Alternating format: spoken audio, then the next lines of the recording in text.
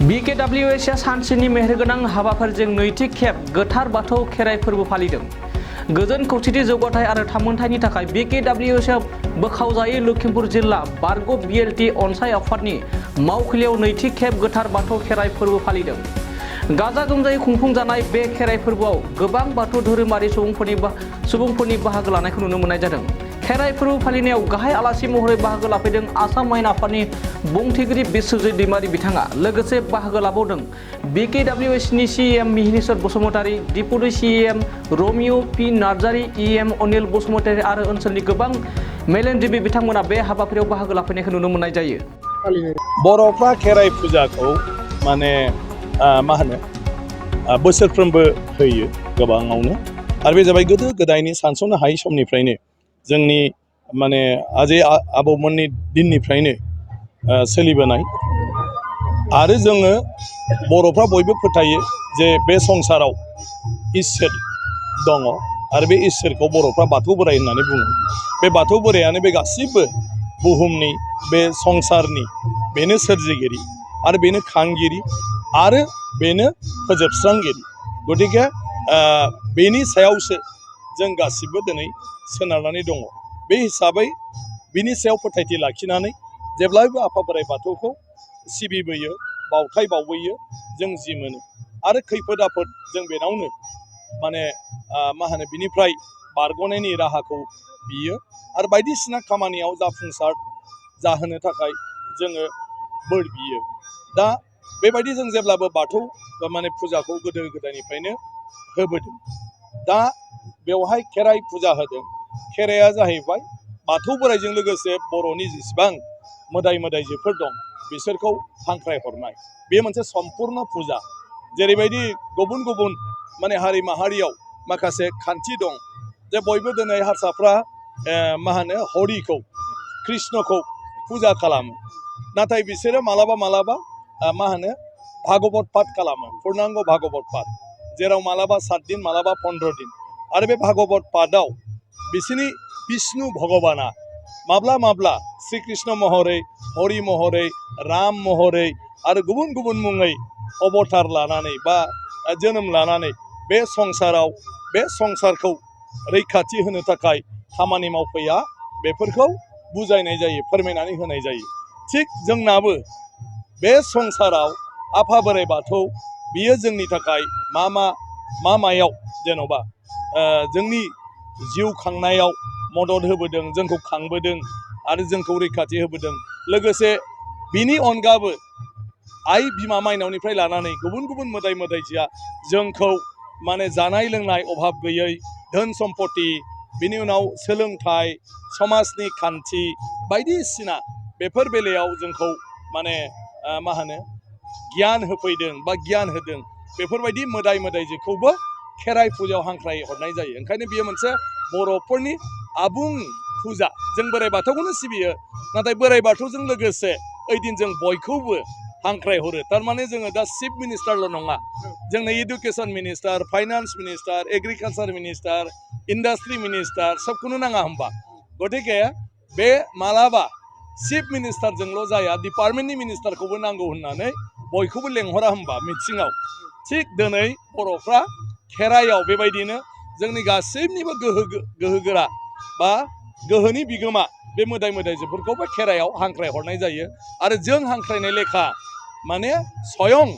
बे इसोर बोराइ बाथौजों लोगोसे आइ बिमा माइनावजों लोगोसे गुबुन गुबुन मोदाय मोदायजोआ मानसिनि सोलेराव हाबफैनानै बिसोरो जोंनि बावथायखौ मोसा मोसा जालाङो आरो बायदिसिना बोसोन होनानै थाङो। आरो माबाफोर मोनथिनो लुगैयोब्ला सोङोब्ला बेखौबो मालाबा मालाबा जोंनि मोदाय मोदायजोफ्रा आरो आफा बोराइ बाथौआ, आइ माइनावा खोन्थानानै थाङो। दा बे सोलिबोनाय मोनसे हुदा। आरो बे हिसाबै बर' कसारि वेलफेयार अट'नमास काउन्सिला जिहेतु दा गोदानै दाजादों, बिथांमोना जाहाथे बे काउन्सिलखौ मोजाङै सालायनो हायो, बे काउन्सिलाव गासै बर'फ्रानो आलो गोजोनै रायजो मोनजायो, अनलायनानै थानो हायो आरो बेवहाय जेबो खैदां खैफोद जाहाथे फैया, बिनि थाखाय बोर बिनानै दिनै बिथांमोना बेवहाय नैथि खेबनि थाखाय खेराइ फुजाखौ होदों, खेराइ फोरबोखौ होदों। गोदो गोदाय सरकार गैयामोन जों सरकाराव गैयामोन गोदो गोदाय गारि मटर गैयामोन गोदो गोदाय बेफार बानिज्य गैयामोन ओंखायनो खेथि बाथिल' खालामोखाय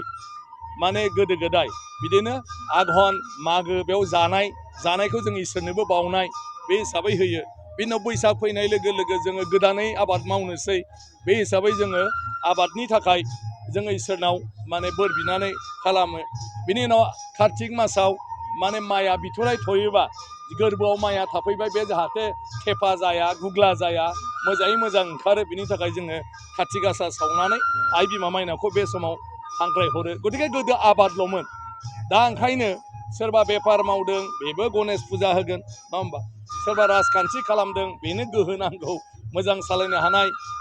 गियान नांगौ सोरबाया गारि घरा बायदिसिना माने दानाय लुनायनि खामानि मावदों बिसोर बिश्वकर्मा फुजा होदों दा समजों फैयै फैयै दिनै बर'फ्राबो गुबुन गुबुन समाव गुबुन गुबुन जाहोनाव माने आफा बोराइ बाथौ आरो गुबुन गुबुन मोदाय मोदायजोखौ फुजा होयो दा दिनैबो ओंखायनो बे खेराइखौ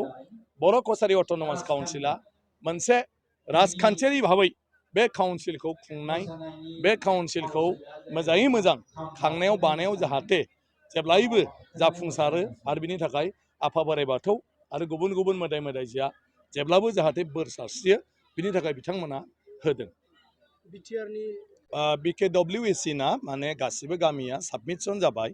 दा बे गामिया नटिफिकेसन जानांगौ आरो नटिफिकेसन जानो थाखाय जिखिनि गामि बेवहाय होनाय जादों बे गामिफोरखौ भेरिफाइ खालामगासिनो दं माने डिस्ट्रिक्ट गासिबो डिस्ट्रिक्टआव बे जाब्लानो गासिबो जाजोबगोन आरो माने बिटिआरआव हाबै